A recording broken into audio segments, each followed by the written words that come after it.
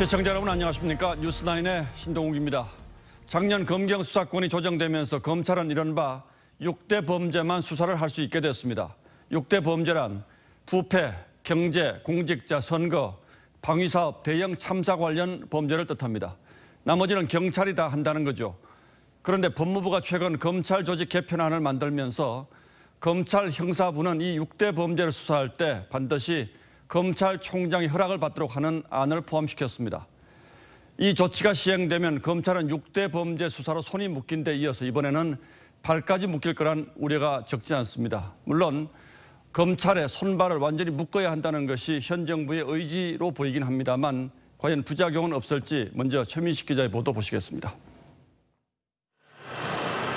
법무부는 지난주 대검찰청을 통해 전국 각 지방검찰청에 조직 개편안을 내려보냈습니다. 개편안엔 앞으로 부패와 선거 등 6대 중요범죄 수사는 일선검찰청 반부패 수사부나 공공수사부에서만 전담하는 내용이 담겼습니다. 반부패 수사부가 없는 지방검찰청에선 형사부 중 한 곳에서만 6대 범죄를 직접 수사할 수 있습니다. 다만 형사부에서 6대 범죄 수사를 하려면 검찰총장의 승인을 받도록 했습니다.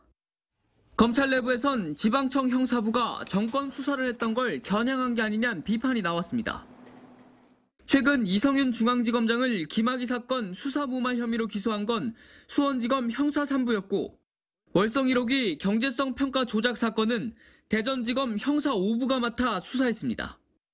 횡령과 배임 혐의로 이상직 의원을 기소한 것도 전주지검 형사 3부입니다. 법무부는 이번 주까지 검찰 내부 의견을 취합한 뒤 어떻게 검찰 조직을 개편할지 결정할 방침입니다. TV조선 최민식입니다.